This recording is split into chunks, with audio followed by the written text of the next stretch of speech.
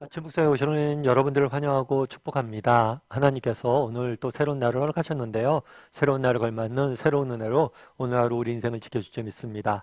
오늘은 모세가 미디안으로 피하다라는 제목을 가지고 출애굽기 2장 11절부터 25절까지 말씀을 좀 더 살펴보도록 하겠습니다. 우리 먼저 13절과 14절 말씀 같이 한번 읽어볼까요?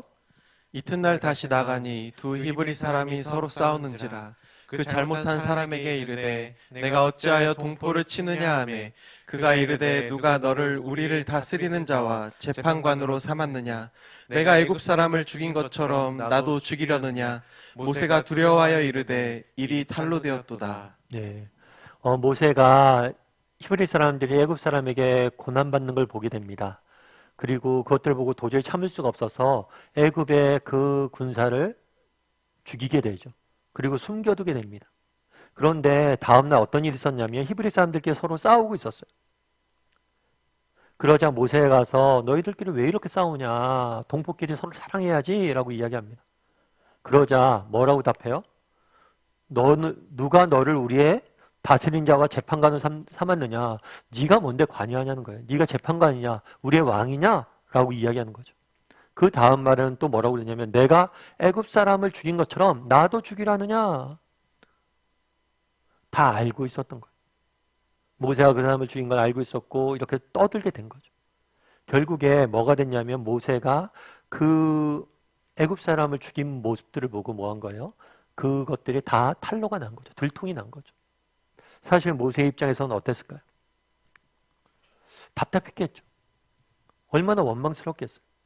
그렇죠. 이스라엘 백성들을 위해서 자기가 모든 걸 헌신했잖아요. 그런데 오히려 이스라엘 백성들은 뭐예요? 전혀 관심이 없어요. 자기가 선의를 베푸고 도와줬던 것에 대해서 전혀 고마워하지 않아요. 참 이걸 보면 참 사람의 악함을 보기도 하죠. 그런데 우리가 한 가지 기억할 것이 있어요. 아직은 하나님의 때가 되지 않은 거예요. 왜 때가 되지 않았냐? 이스라엘 사람들이 구원을 받아들일 마음이 안 됐어요. 정말 자신들을 구원해 줄 재판관을 받아들일 마음의 준비가 안 됐어요. 그리고 모세도 마찬가지. 사실 이렇게 군인들, 애굽 사람들 한두 명 자기 손으로 자기 힘으로 죽인다고 이들을 구원할 수 있는 건 아니겠죠. 아무튼 모세는 선의를 베풀었음에도 불구하고 악으로 갚아지는 모습들을 오늘 본문을 통해서 보게 됩니다. 그럼 그 결과는 어떻게 됐을까요? 15절 말씀 같이 한번 읽어볼까요?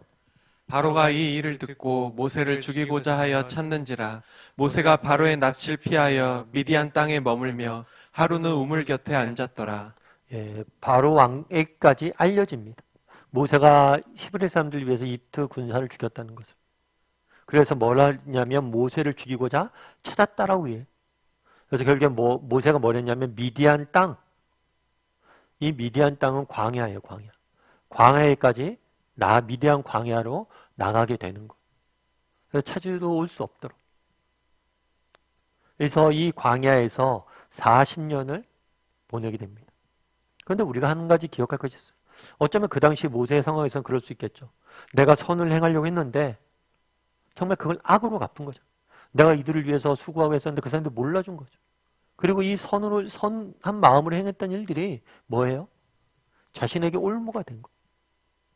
그래서 어쩌면 자신의 인생은 버림받은 거죠. 어쩌면 자신의 한순간의 선택이 잘못한 선택으로 해서 내 인생을 망쳤다라고 생각할 수도 있어요. 후회와 정말 원망과 모든 것이 그 안에 가득했겠죠. 게다가 40년을 광야에 살았어야 돼요. 어쩌면 인간의 눈에 보면 정말 그렇죠. 그런데 하나님의 계획은 아니에요. 정말 언젠가 이스라엘 백성들이 다시 뭘 해요?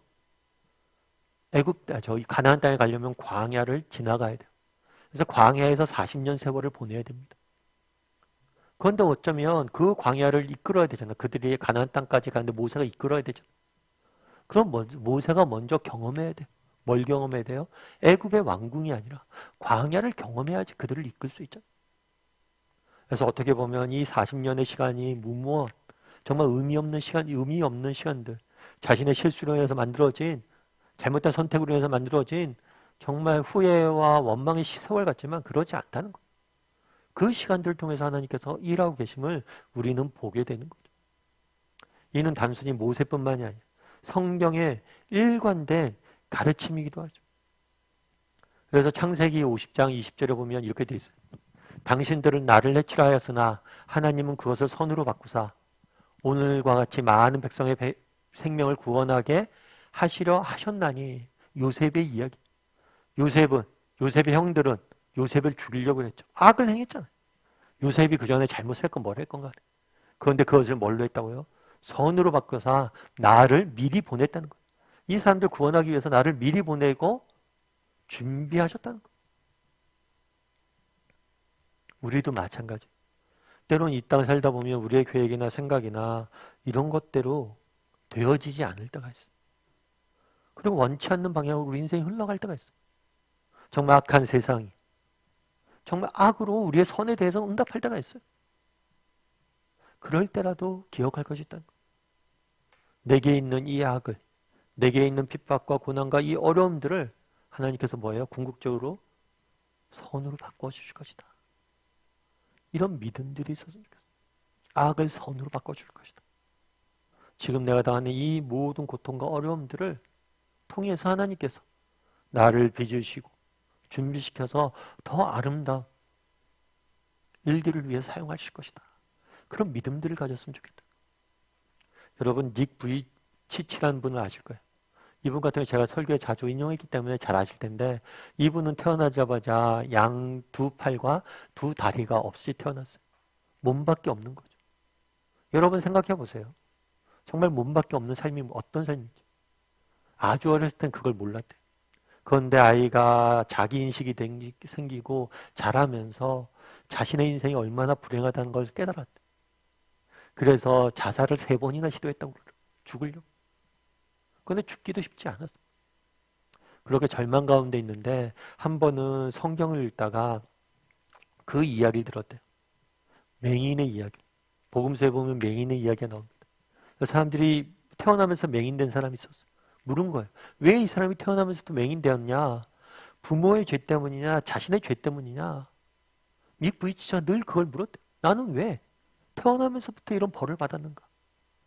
내가 뭘 잘못했다?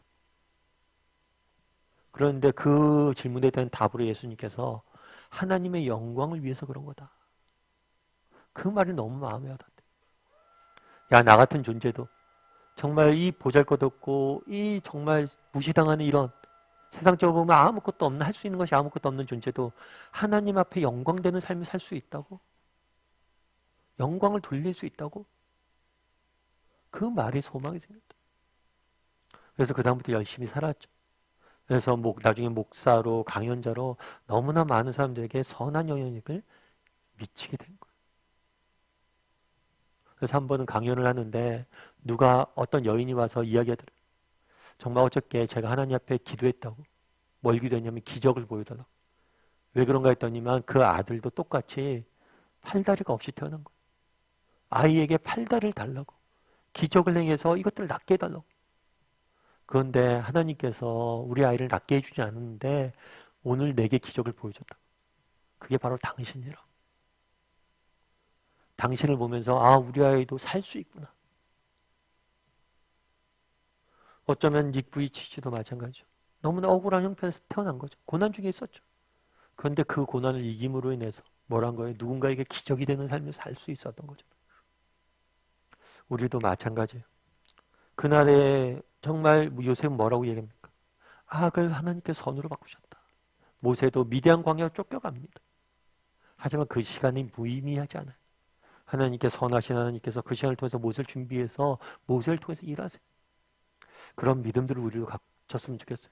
우리도 악한 세상에서 살다 보니 정말 우리 삶의 고난과 핍박과 고통이 끊이질 않습니다.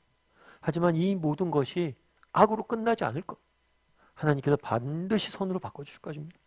그런 믿음을 가지고 하루하루 믿음의 길을 걸어가는 저와 여러분이 되기를 주님의 이름으로 소원합니다.